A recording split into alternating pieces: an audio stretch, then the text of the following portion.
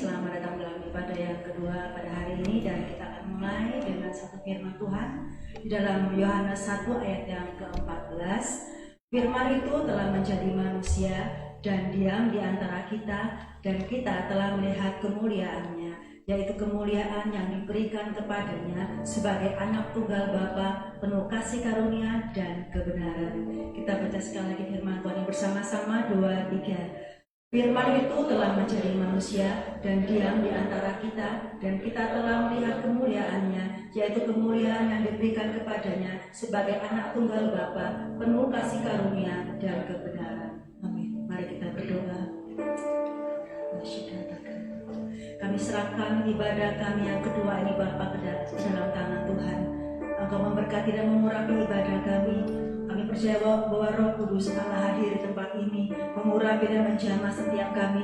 Mujizat Allah terjadi pada pagi hari ini. Yang sakit Kau sembuhkan, yang lemah Kau kuatkan ya Bapa. Dan kami sangat yakin dan percaya bahwa ibadah pagi hari ini adalah ibadah yang luar biasa, ibadah yang menyatakan kuasa Allah, ibadah yang mengagungkan nama Tuhan, sehingga Tuhan dipermuliakan dan nama Tuhan diagungkan dan ditinggikan ini ya Bapa. Terima kasih Tuhan Yesus, terima kasih. Kami serahkan sepenuhnya ibadah kami kepada Tuhan. Kau juga mengurapi umat-umat-Mu Tuhan yang datang pada pagi hari ini. Biarlah setiap kami Tuhan mengalami perjumpaan secara pribadi dengan Engkau.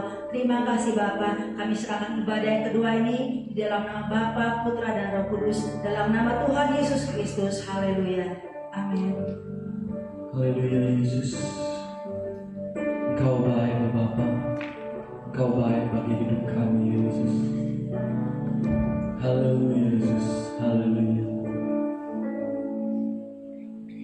Kau hiasi kehidupanku dengan kemurahan-Mu.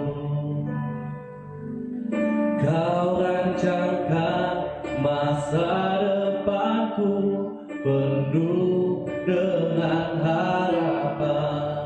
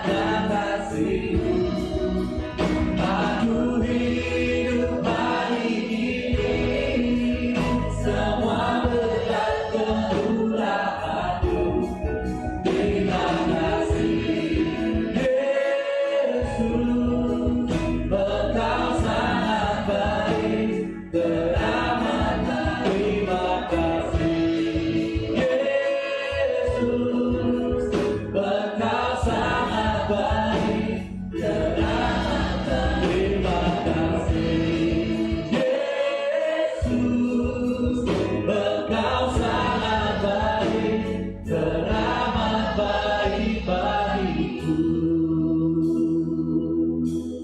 Haleluya Yesus, Engkau sangat baik, Engkau teramat baik Tuhan. Biarlah kami menyembah-Mu. Haleluya, sembah Tuhan,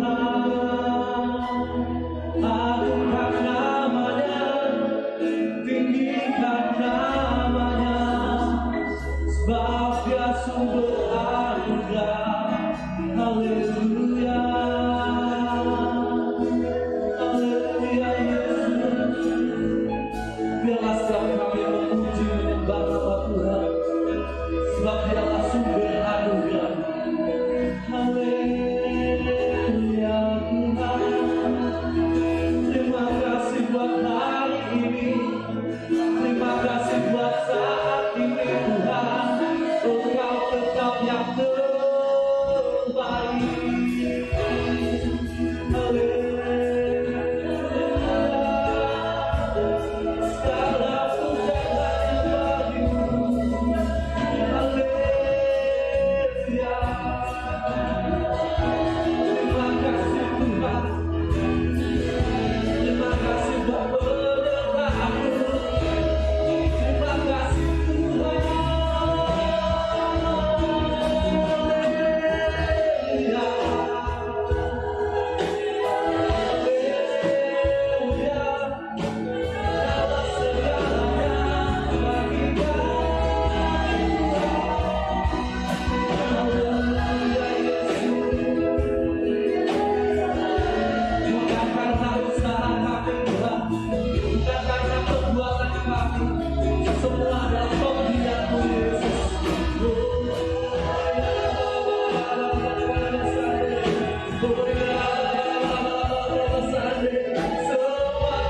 Sembah Tuhan lebih lagi, sebab Tuhan hadir di sini, sebab Tuhan nyata di sini.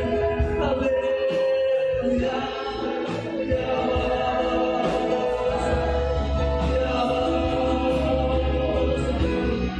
terima kasih Tuhan, terima kasih Yesus. Engkau baik, Engkau baik Yesus. Terima kasih Tuhan. Haleluya Yesus, penyertaan-Mu Tuhan, segalanya bagi kami Tuhan.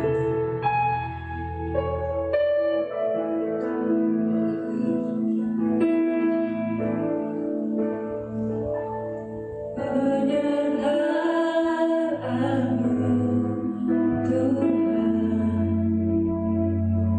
segalanya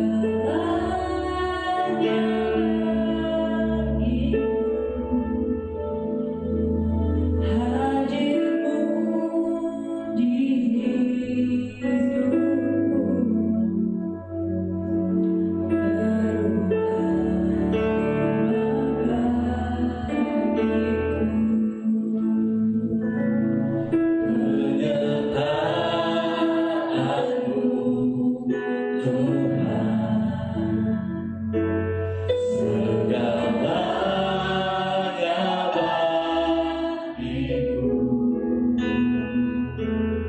Hadir-Mu di hidupku,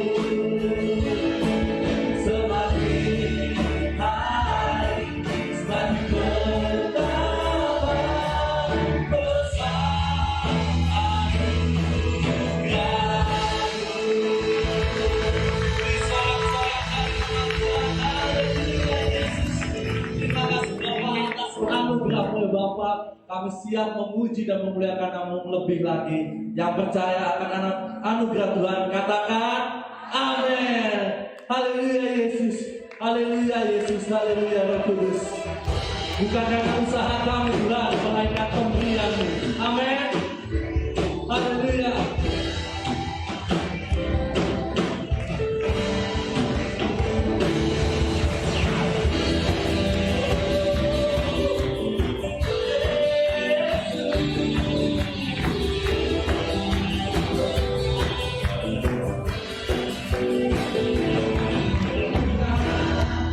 Karena usahaku dan perbuatanku, semua pemberian-Mu,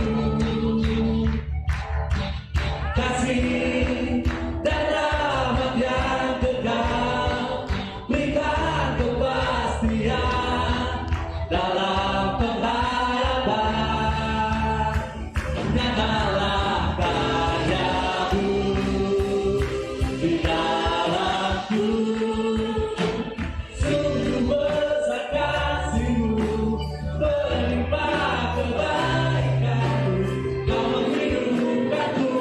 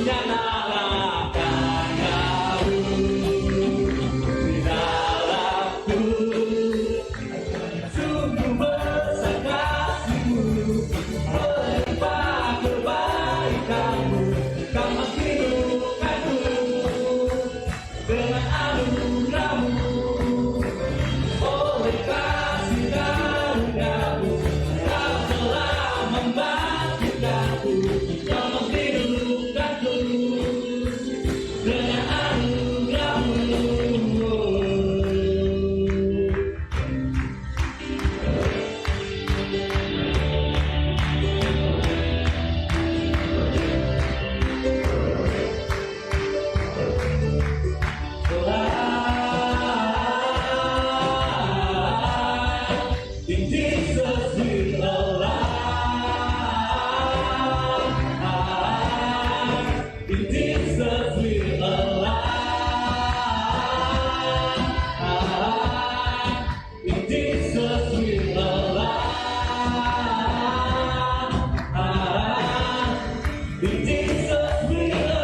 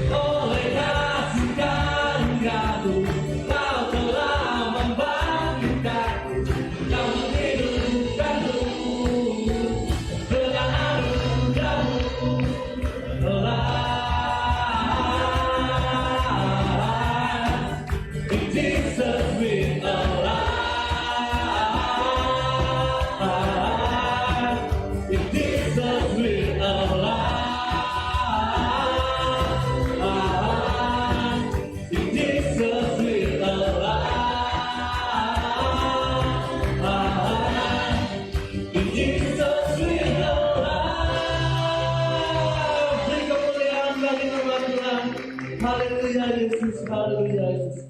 Sebelum duduk katakan haleluya 3 kali. Dalam hitungan ketiga, 1, 2, 3. Haleluya, haleluya, haleluya. Silakan duduk Bapak Ibu. Mari kita persiapkan hati kita untuk mendengar firman Tuhan ya Bapak. Terima kasih Tuhan, terima kasih Yesus. Engkau tahu hati kami Tuhan. Haleluya Yesus. Kau tahu hatiku Tuhan, Kau tahu rinduku Tuhan, Kau tahu harapku, Kau tahu mimpiku di tangan-Mu Tuhan. Dalam setiap jalanku, dalam setiap langkahku,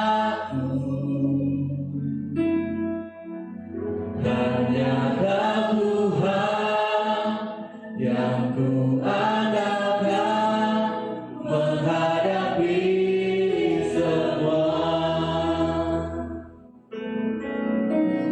Yesus Kau anugerah terindah dalam hidupku.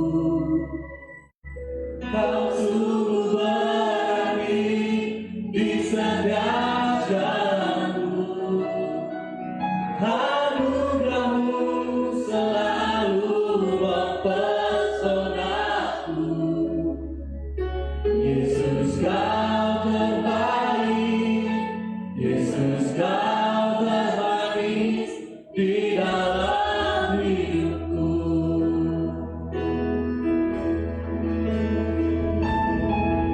Kau tahu hatiku Tuhan,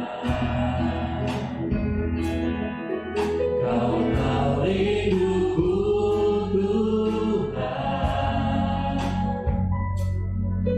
Kau tahu harapku, Kau tahu mimpiku di tangan-Mu Tuhan.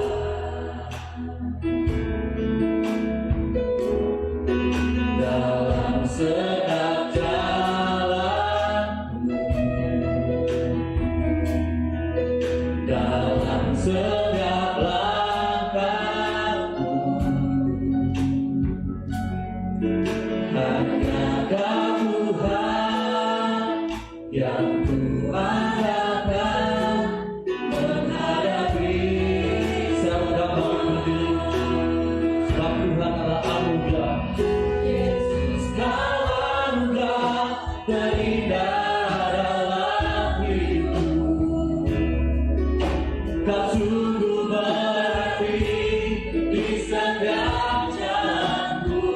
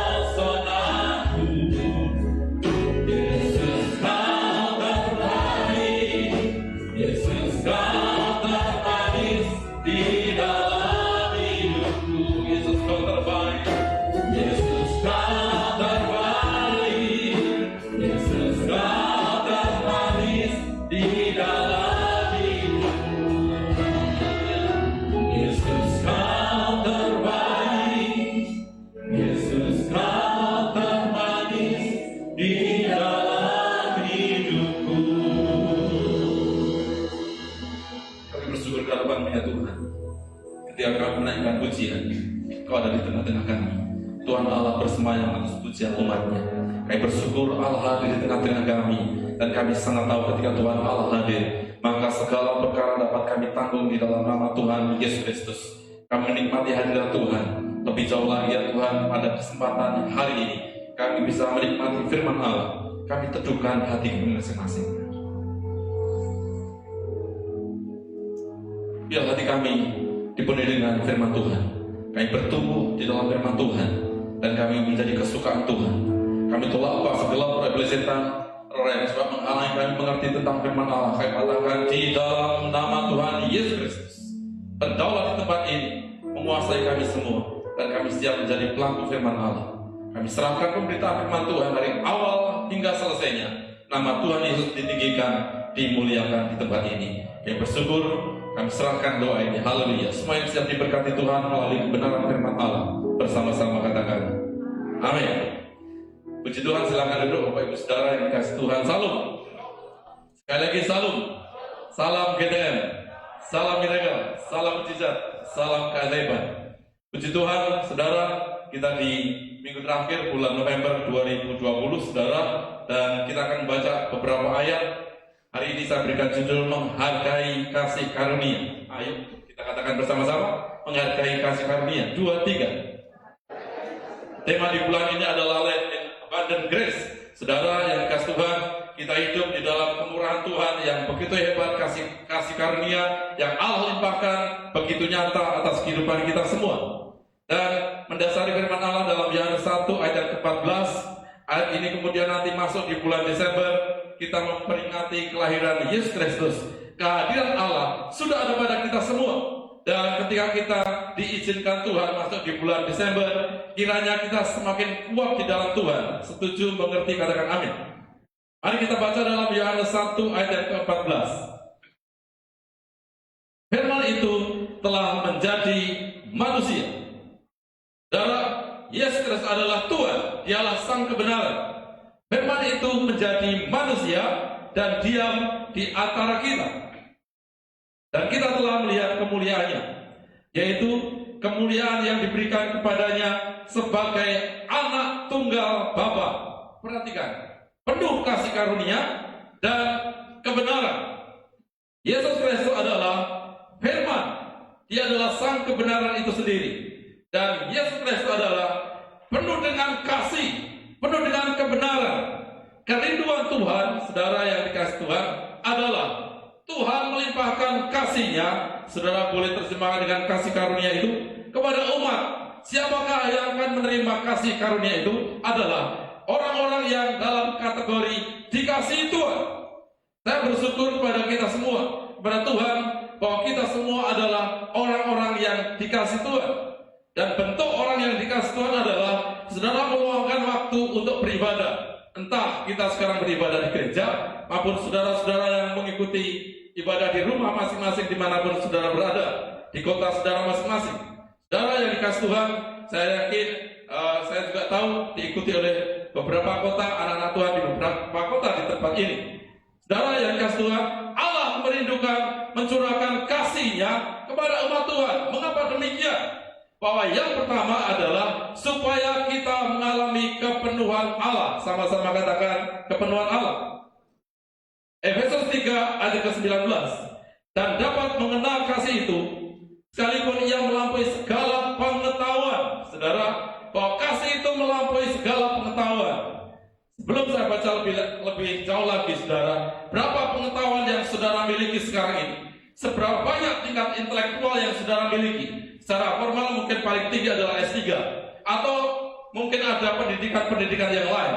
Seberapa besar, seberapa banyak saudara memiliki tingkat intelektual pengetahuan saudara, tidak bisa menampung, mengerti, memahami tentang kasih Allah yang sempurna.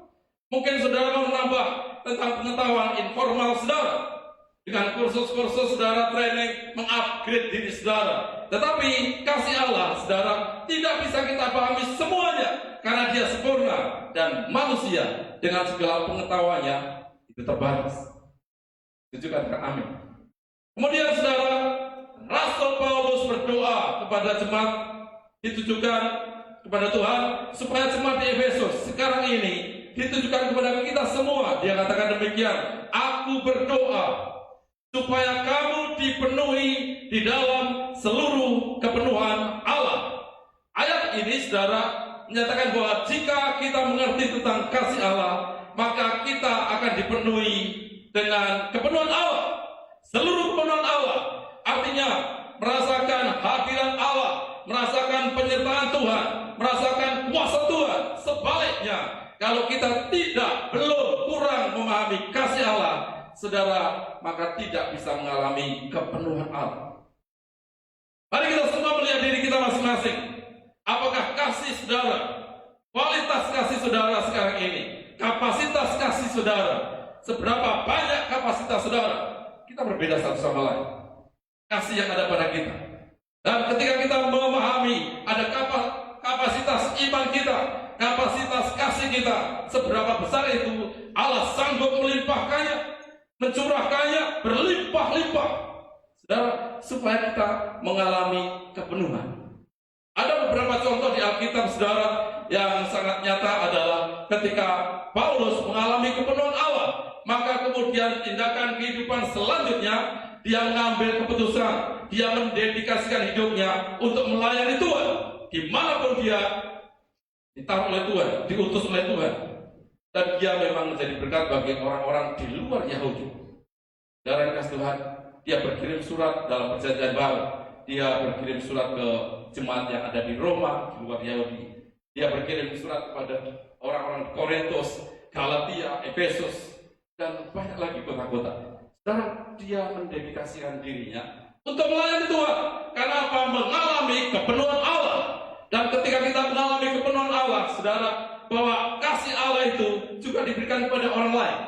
Seperti Paulus ini. Contoh yang lain adalah ada ibu-ibu dalam perjanjian baru namanya Lydia. Ada Dorcas, saudara boleh baca di Kisah Para Rasul.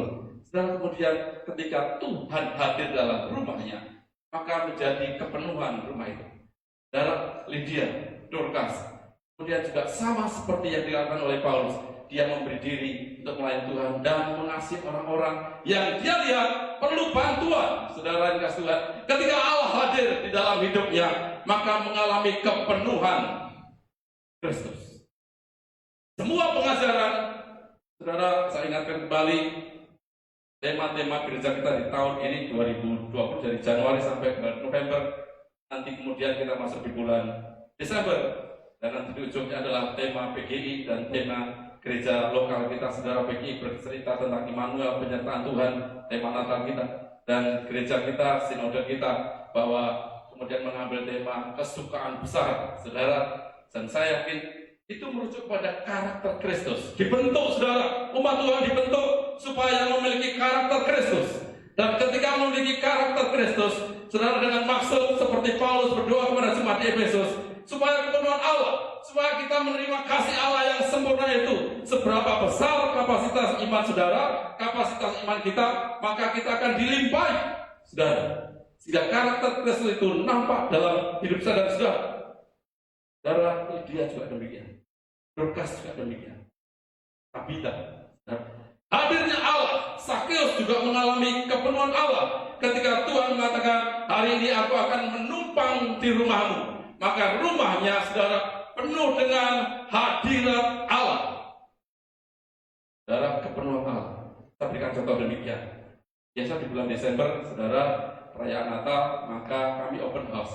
Saudara, sering datang juga ke rumah kami, ya, namanya Gembala. Tetapi ada juga pejabat. Di sini yang paling tinggi pejabat di kota kami ditarakan adalah di kota kita, wali kota.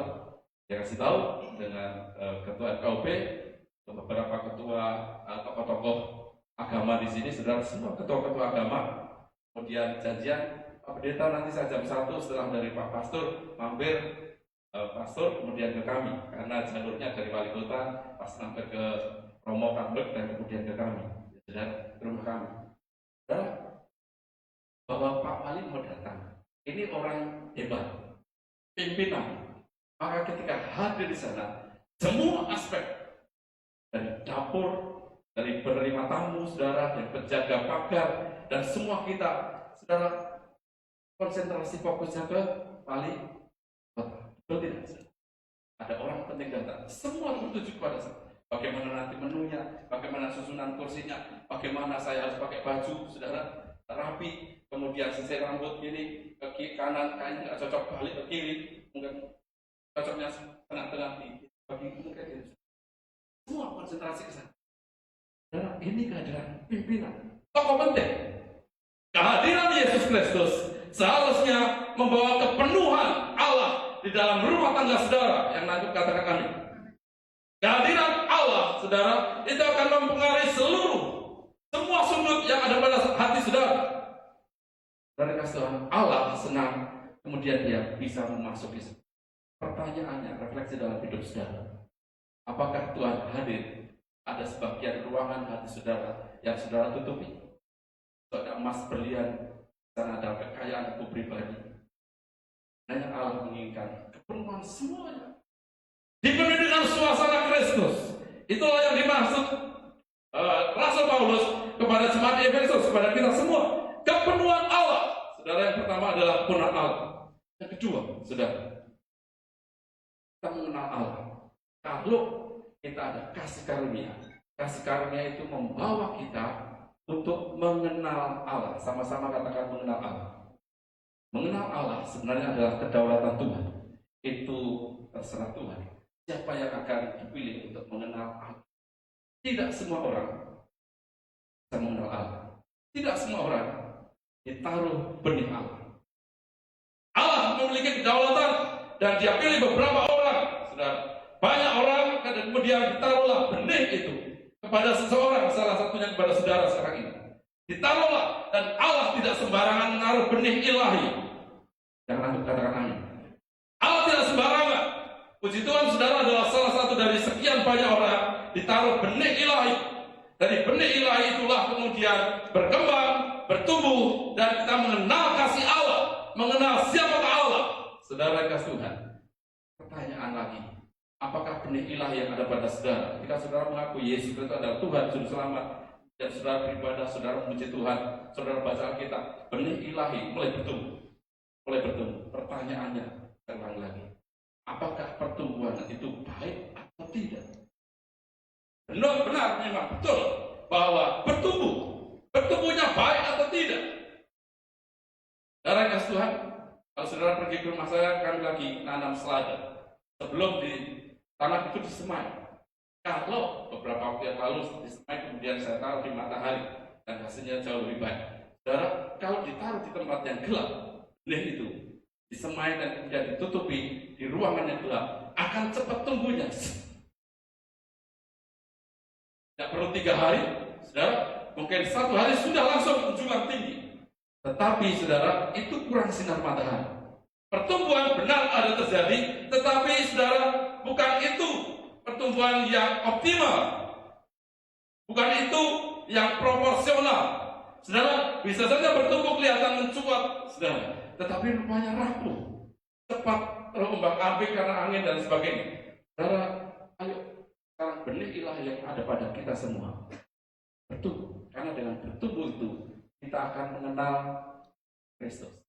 Orang yang mengenal Kristus adalah orang yang sangat berkualitas, karena memang benar Allah mengizinkan hanya orang-orang yang menurut kategori Allah sendiri, kedaulatan Tuhan, mengenal Dia.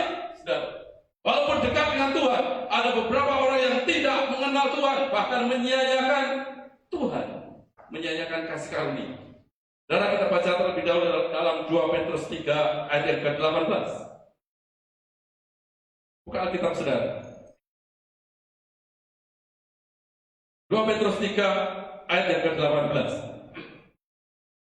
Tetapi bertumbuhlah dalam kasih karunia dan dalam pengenalan akan Tuhan dan Juru Selamat kita, Yesus Kristus. Baginya kemuliaan sekarang dan selama-lamanya. Setiap orang Kristen yang bertumbuh pasti diberkati Tuhan. Setiap orang yang kemudian benih ilahi itu kemudian berkembang, maka pasti dikasihi Tuhan, menjadi berkat bagi banyak orang. Saudara yang dikasihi Tuhan, Rasul Petrus ini mengingatkan kita supaya kita semua bergerak, bertumbuh dan untuk hormat kemuliaan Tuhan. Ada juga anak-anak Tuhan, ada juga hamba-hamba Tuhan, kelihatan bertumbuh. Tapi rupanya untuk hormat kemuliaannya diri sendiri. Rasul Petrus mengingatkan, semua untuk hormat kemuliaan Tuhan. Pengenalan kita kepada Tuhan, pengenalan yang benar, pengenalan yang tepat. Saudara, mengapa kasih karunia ditaruh dalam hidup kita? Supaya kita mengalami kepenuhan Allah, supaya kita semakin mengenal Tuhan.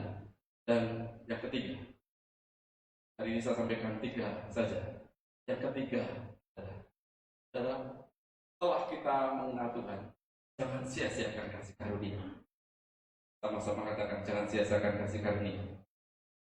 Kita baca, saudara, dalam 2 Korintus 6 ayat yang pertama. 2 Korintus 6 ayat yang pertama. Saya baca demikian. Bagi teman-teman sekerja, kami menasihatkan kamu supaya kamu jangan membuat menjadi sia-sia kasih karunia Allah yang telah kamu terima. Sekali lagi ya, saudara, kita katakan, aku tidak akan menyia-nyiakan kasih karunia. 2, 3. Saudara, daerah Yesus Kristus, kemudian Petrus, Yohanes Yakobus, salah satunya adalah Yudas Iskariot. Yudas Iskariot, para teolog, para sejarawan enggan membahas dia. Karena apa, saudara? Dia dekat, close dengan Yesus Kristus, satu dialek. Bahkan sebenarnya semula bahwa wajah Yesus yang paling mirip wajah Yesus adalah Yudas Iskariot. Saudara yang kasih, bukan Yohanes, tetapi Yudas. Kemudian, saudara, sama-sama satu daerah. Petrus mengalami sesuatu hal yang tidak baik, tetapi kemudian dia bertobat. Yudas Iskariot mengenal kasih Tuhan. Dia sempat kepenuhan Allah karena bersama-sama dengan Yesus dan mewartakan kasih Kristus itu. Dan bersama-sama dengan, tetapi kemudian menyanyiakan, bahkan saudara, dia menjual Tuhannya, Yudas Iskariot, sehingga para teolog enggan membahas, mengkhotbahkan tentang Yudas Iskariot. Yudas ini, saudara, matinya dihakal dan rupanya mengapa dia tidak menghargai Tuhan? Dia tidak memahami makna hakiki dari kasih Allah. Dia belum mengerti pengenalan terhadap Yesus, walaupun sehari-hari berjumpa dengan Yesus. Walaupun banyak orang, murid-murid yang lain berkata, Yudas mirip dengan Yesus Kristus. Pernah saudara membaca dan pelukis terkenal Leonardo da Vinci, ya? Pelukis terkenal itu, pelukis Yesus. Dan berita ini pernah saya sampaikan kepada saudara, ya cari figurannya, dan ketemulah figuran itu. Dan itu ditulis wajah Yesus penuh damai, penuh dengan kasih, dan teduh wajahnya. 1 tahun berikutnya, dia pengen melukis tentang Yudas, dan ketemulah dengan seseorang. Cari-cari ketemu yang wajahnya penuh dengan dusta, pengis, pentingkan diri sendiri. Biasa ketika dia lukis figuran ini saudara, ketika selesai dilukis, maka menerima angpau sebagai tanda ini ada dari pelukis hebat ini. Dan ini juga di yang kedua ini dari sini. Ketika selesai melukisnya, apa kata figuran ini? Terima kasih Pak pelukis, saya 2 kali menerima amplop dari Bapak. Yang pertama ketika melukis Yesus Kristus. Ini yang kedua. Loh kok bisa? Wajahnya mirip, karakternya berbeda. Dan terjadi sesuatu pergeseran nilai. Saudara memang paling mirip. Tetapi rupanya Yudas tidak mengenal, belum mengenal secara sejati, dan menyia-nyiakan kasih. Peristiwa yang lain terjadi adalah pada Petrus tentang prosesi penyaliban di rumah Kayafas. Di rumah Kayafas terjadi persidangan. Sidang Yesus Kristus seharusnya cukup sekali di Kayafas. Dan Imam Kayafas ini menerima kuasa penuh dari pemerintah Romawi. Harusnya sekali sidang itu saja selesai. Tapi Kayafas tidak bisa menyelesaikan, tidak bisa ambil keputusan. Maka dilempar kepada Pontius Pilatus. Dan Pontius Pilatus pun tidak bisa menyelesaikan permasalahan itu. Saya cerita, ketika ada di rumah Kayafas, saya bercerita tentang Petrus. Tadi saya dasari awal, saudara, mereka dari Galilea, mereka satu daerah, mereka satu dialek. Ya. Dan ketahuan dari kelompok mana orang-orang ini, sama-sama Israel. Tetapi, saudara, dialeknya berbeda-beda. Itu pula kalau saudara ke Jawa gitu ya, saya orang Solo, saudara ada orang Jogja. Mungkin orang di Kalimantan susah membedakan ini orang Jogja atau orang Solo. Hanya kami yang tahu ini orang Jogja, ini orang Solo. Ada dialek yang berbeda. Kami di Solo ada beberapa daerah. Ya, ada Solonya, kemudian ada Karanganyar, ada Wonogiri, ada Sukoharjo, ada Klaten dan sebagainya. Kami bisa membedakan sesama orang Surakarta, bisa membedakan ini dialek Wonogiri, ini dialek Klaten, ini dialek Sragen, berbeda-beda.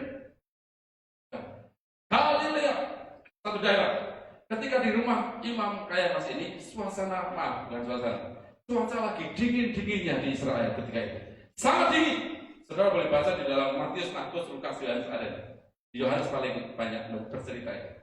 Ketika dingin itu, ada hamba imam besar Kayafas, kemudian membuat perapian di halaman. Nah, mereka yang tidak masuk di rumahnya imam besar Kayafas, orang kaya ini karena imam yang sangat berpengaruh, banyak imam-imam, dia yang sangat berpengaruh, besar rumahnya, mereka ada di dalam, para pejabat-pejabat, saudara, dan Petrus ada di luar. Kedinginan, suasana sangat dingin sekali. Maka saudara di balik tiang, Petrus mengendap-endap dan mendekati perapian itu supaya hangat, menyelamatkan diri masing-masing termasuk Petrus. Ada seorang wanita, dia katakan, kamu kan temannya dia kan, temannya Yesus itu kan. Nah Yusuf, apa kata Petrus? Tidak ngerti apa yang kamu katakan. Maka dia mundur saudara dari perapian itu, dan dia agak jauh, tapi masih terasa hangat sedikit gitu. Ada hamba yang lain dari Kayafas. Kamu kan yang sepanjang waktu itu bersama-sama dengan Yesus itu, tidak kenal. Dan yang ketiga juga demikian. Kamu orang Galilea, bahasamu sama. Bahasamu, dialekmu itu sama dengan tidak kenal. Kemudian terdengarlah ayam berkali. Kita tahu ceritanya ini. Terus kenal satu daerah sama-sama. Dan itu mungkin dia kenal Tuhan. Bayangkan kalau saudara jadi berani saya membohongi diri. Pernah saudara berkata kepada diri sendiri, bohong kayaknya. Pernah saudara mengevaluasi seperti satu kali, face to face, tatapan mata bicara. Matanya Yesus Kristus, mata Paulus, tatap mereka tidak jauh berbeda tingginya. Dan tetap oleh Tuhan. Yang menatap demikian, tergetarlah hati Petrus. Kita bisa membayangkan ketika seseorang yang dikhianati dan sekarang tatapan mata, tidak jauh tatapan mata, dalam berhadapan muka betul-betul bahasa mata yang berbicara. Petrus keluar agak jauh menangis sejadi-jadinya, yang menyesal sejadi-jadinya. Aku ini sebenarnya kenal dia. Mengapa aku tidak ngomong aku kenal dia? Dan Tuhan. Kalau dia berlanjut seperti Yudas, mati dia agama, kasih karunia itu tidak bermanfaat. Tapi puji Tuhan, Petrus mengerti kasih karunia, bertobat, saudara yang kasih Tuhan, dan akhirnya dia dipakai Tuhan luar biasa. Pakai Tuhan luar biasa. Kalau saudara lihat gambar-gambar mosaik, ketika ada gambar mosaik, apalagi teman-teman yang Katolik pasti tahu, kalau ada lingkaran di atas itu santo, kalau tidak ada lingkarannya itu biasa saja, khalayak ramai. Ketika dia ditemui oleh wanita ini, saudara, ketemu dengan orang-orang, kamu kenal dia, kamu tahu dia, kamu sahabatnya dia, tidak ada, hilang. Tapi ketika dia mengakui dan menangis jadi-jadinya bertobat, kemudian menjadilah dia orang kudus lagi. Dan kasih karunia melimpah-limpah lagi ada pada Petrus. Dan kemudian dia melakukan hal yang luar biasa. karena kuasa kasih karunia ada pada dia bertumbuh, dan dia melanjutkan pelayanannya, mendedikasikan dirinya untuk pelayanan. Saudara yang kasih Tuhan, jangan menyia-nyiakan kasih karunia. Jangan seperti Yudas.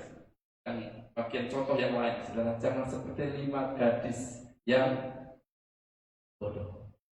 Satu kali, saudara baca dari Matius 25 ya. Matius 25, betul. Saya bacakan demikian secara singkat, saudara perhatikan dengan baik. Waktu tengah malam terdengar suara orang berseru, ayat yang ke-6. Mempelai datang, songsonglah dia. Gadis-gadis itu pun bangun semuanya, lalu membereskan pelita mereka. 10 gadis itu semuanya, saudara, menerima kasih karunia. Semuanya dibagi, semuanya menerima. Saudara, gadis-gadis yang bodoh berkata kepada gadis-gadis yang bijaksana, berikanlah kami sedikit dari minyakmu itu, sebab pelita kami hampir padam. Tapi jawab gadis-gadis yang bijaksana itu, tidak. Nanti tidak cukup untuk kami dan untuk kamu. Lebih baik kamu pergi pada penjual minyak dan beli di situ. Ini satu perumpamaan. Akan tetapi waktu mereka sedang pergi untuk membelinya, datanglah mempelai itu, dan mereka yang telah siap sedia masuk bersama-sama dengan dia ke ruang perjamuan kawin, lalu pintu ditutup. Kemudian datang juga gadis-gadis yang lain itu dan berkata, Tuhan, Tuhan, bukakanlah kami pintu. Tetapi ia menjawab, aku berkata kepadamu, sesungguhnya aku tidak mengenal. Ketika sama-sama menerima kasih karunia, yang 5 bertumbuh kasih karunia itu, orang yang bertumbuh adalah orang yang senantiasa berjaga-jaga, orang yang senantiasa dekat dengan Tuhan, orang yang mengenal Tuhan, maunya Tuhan bagaimana, seleranya Tuhan bagaimana. Orang yang tidak mengenal kasih karunia, tidak menghargai kasih karunia, saudara, menyia-nyiakan kasih karunia, kemudian pintu tertutup, tidak kenal kamu. Lebih parah lagi, saudara, yang menyia-nyiakan kasih karunia adalah si bungsu. Dia keluar dari rumah bapaknya, saudara, yang penuh dengan kebaikan Tuhan, dan ketika di luar sana, saudara, dia memfoya-foyakan, dia membiarkan hidupnya apa yang dia ingini dia lakukan, saudara. Tapi perhatikan kesimpulan dari anak bungsu ini. Ketika dia menjauh dari kasih Tuhan, apa yang terjadi? Mencelakakan dia. Bahkan makan makanan babi pun tidak layak bagi dia. Hati-hati bagi kita semua. Jangan sia-siakan kasih karunia. Bersyukur kalau Petrus kemudian bertobat. Bersyukur kalau kemudian anak bungsu itu kembali ke rumah orang tuanya, bapaknya. Kasih karunia kembali. Dia mendapatkan baju yang baik, dia mendapatkan cincin, dia pakai sepatu, saudara, dan sangat membanggakan. Dan tidak kedinginan, tidak takut dengan ancaman-ancaman yang di luar. Karena apa, saudara?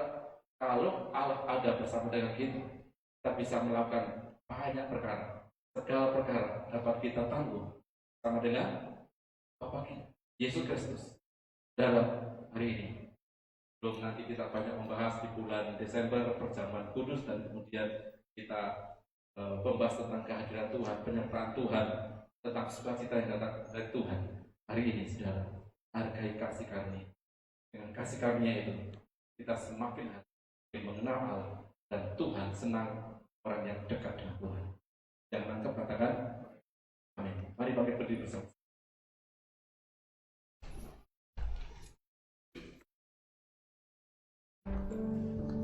Mari kita datang dalam kasih karunia Tuhan, pada kasih Bapa.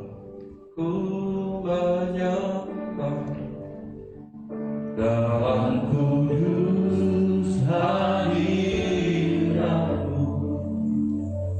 hampiri tapa kasih karunia-Mu Bapa.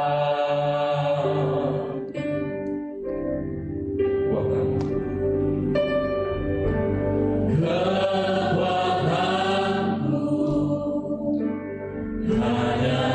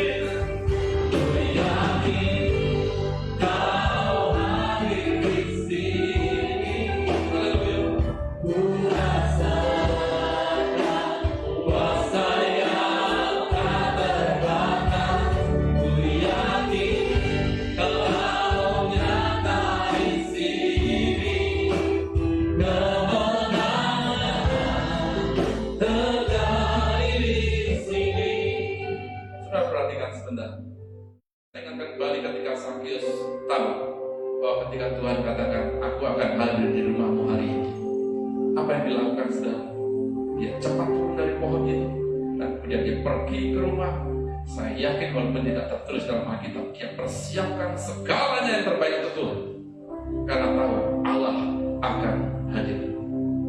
Dia tahu kalau Allah hadir, membuat pemulihan, membuat banyak hal terjadi. Dan itu baik bagi dia, bagi keluarganya. Semua dia perintahkan, semua untuk hormat kemuliaan Tuhan, dia persiapkan dengan baik. Sekarang, saudara, kita sudah menyanyikan pujian. Aku yakin kau hadir di sini.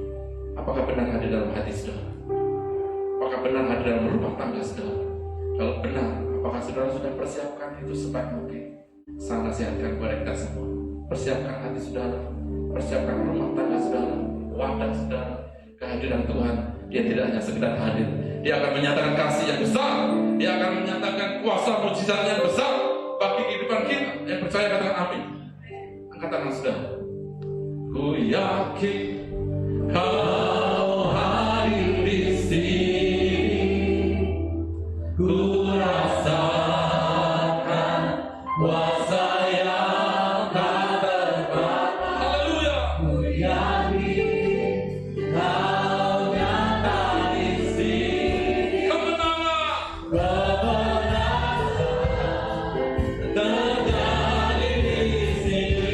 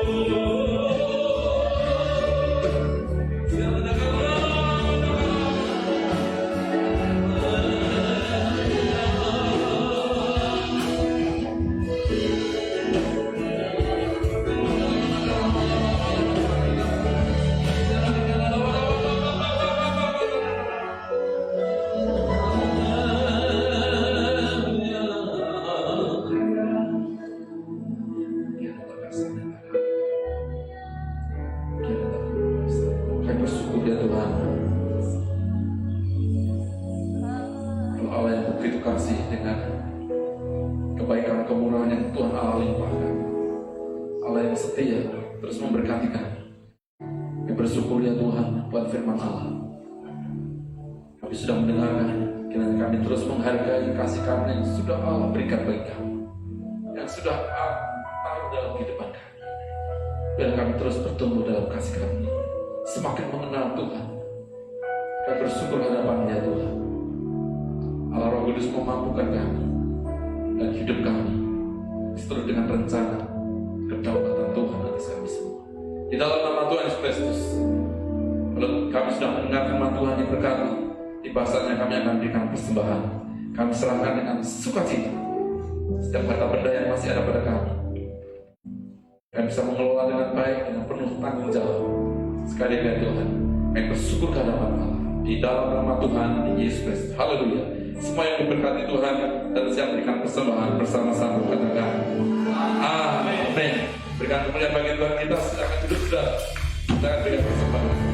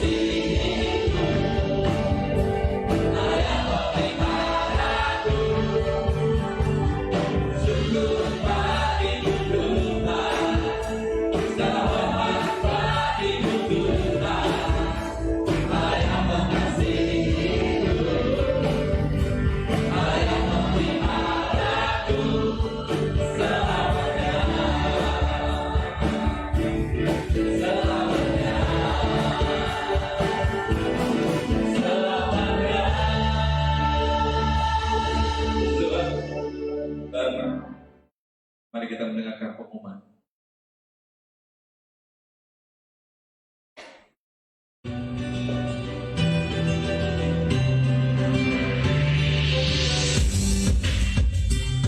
Shalom, Bapak Ibu terkasih dalam nama Tuhan Yesus Kristus. Apa kabarnya? Dan demikian juga adik-adik semuanya, apa kabarnya di saat ini? Semoga kabarnya sehat selalu dan tetap bersemangat ya. Nah, adik-adik berhubung dengan kondisi saat ini masih pandemi virus corona, sehingga perayaan Natal sekolah minggu tahun ini berbeda dengan tahun sebelumnya ya.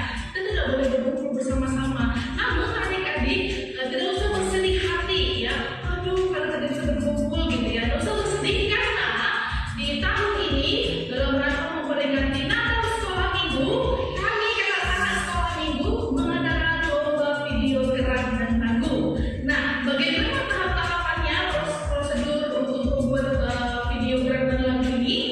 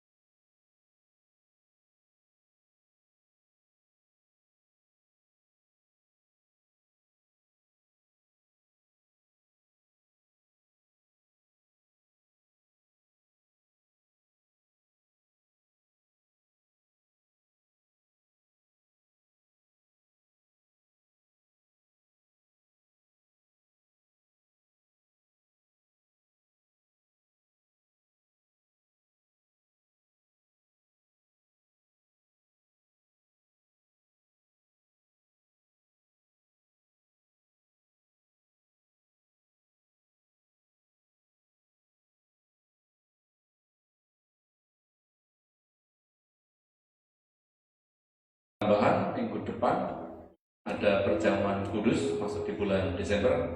Bulan Desember ada 2 kali perjamuan kudus, minggu pertama dan kemudian nanti tanggal 25 ibadah Natal. Dan tanggal 13 kita merayakan ulang tahun gereja ini ke-13, harusnya 12 Desember. 12 itu hari Sabtu, tetapi kita rayakan di hari Minggu tanggal 13 Desember, minggu kedua.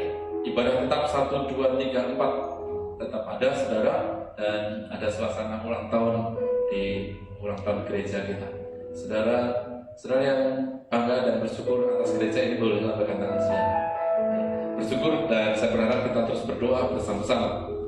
Kemudian saudara, di tengah-tengah pandemi ini ditarakan belum turun, tapi malah grafiknya akhir-akhir ini bertambah kasus. Untuk itu kita juga harus banyak berdoa. Selain banyak berdoa, saudara, diri pribadi masing-masing jaga kesehatan kita sebaik mungkin. Disiplin dalam protokol kesehatan saudara, jaga jarak seperti ini saudara. Nanti pulang jangan cepet-cepet gitu ya, atur kira-kira 1,5 meter, 2 meter saudara boleh meninggalkan gereja ini. Jangan terlalu dekat, bukan berarti curiga, tidak.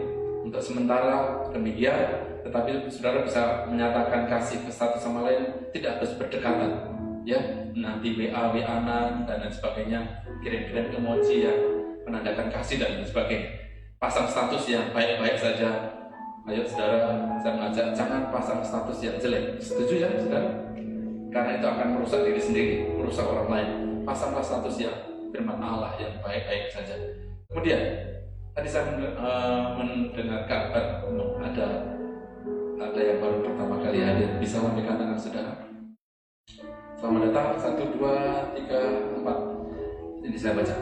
Saudari Marlinda, saudari Ana, saudara Hosea, saudari Elian, saudara Hosea yang tadi WA saya. Ya, selamat datang di Kota Tarakan, di gereja ini, dan di lain kesempatan kita bisa beribadah bersama-sama. Nanti sore ada ibadah ke-3 dan ke-4, kiranya Allah terus hadir dan kita tinggikan bersama-sama. Salam buat anggota keluarga saudara di rumah masing-masing. Mari kita bangkit berdiri bersama-sama.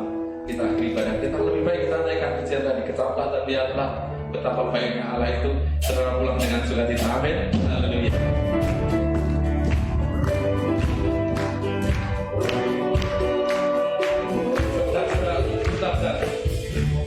Minggu ini saudara kami pakai baju daerah. Mengapa saudara kok kayaknya Pak cang dison apa? Memang tidak apa-apa karena kita bangga terhadap Indonesia. Siapa yang bangga bagi bangsa Indonesia? Angkat tangan saudara. Bangga menjadi orang Indonesia. Setiap minggu kelima saya ingatkan kita pakai baju daerah mewarnai gereja ini. Haleluya. Selamat dan lihatlah. Ya sabda dan lihatlah. Apa itu baik? Betapa baiknya Tuhan itu. Rasakan dan nikmati kasih setiap lagi. Tetaplah, kejarlah dan lihatlah. Betapa baiknya Tuhan itu. Rasakan dan nikmati kasih setia Tuhan. Kasih setia Tuhan. Sungguh bagimu Tuhan. Segala hormat bagimu Tuhan. Allah yang mengasihi. Terima kasih Tuhan. Allah yang memeliharaku. Sungguh bagimu Tuhan. Segala hormat bagimu Tuhan. Allah yang mengasihiku. Allah yang memeliharaku. Sungguh bagimu Tuhan. Segala hormat bagimu Tuhan. Allah yang mengasihi, yang memelihara. Allah yang memeliharaku selamanya. Selamanya. Selamanya. Sebelum meninggalkan gereja yang kita cintai ini, silakan berdoa. Apa yang menjadi kerinduan, apa yang menjadi kebutuhan saudara, nyatakan di hadapan Tuhan. Silakan berdoa.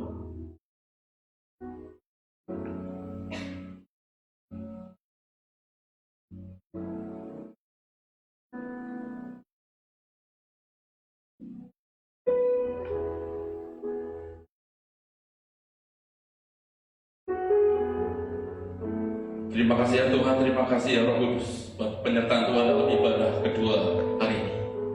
Kami bersyukur hadapan-Mu, kami bersyukur buat hamba Tuhan, kami bersyukur buat umat Tuhan yang setiap beribadah, baik yang ada di gereja maupun di rumah masing-masing. Kami bersyukur hadapan Tuhan dan kiranya berkat ilahi tercurah atas kita semua. Semangat yang dikasih Tuhan. Di akhir ibadah ini, terimalah kasih sukacita, damai sejahtera dari Allah Bapa, Anak dan Roh Kudus. Demi nama Tuhan Yesus Kristus, mulai hari ini sampai selama-lamanya. Diberkati keluarga rumah tangga, diberkati usaha pekerjaanmu, diberkati kesehatanmu, dan diberkati pelayananmu. Apa yang engkau rencanakan, engkau kerjakan, dibuat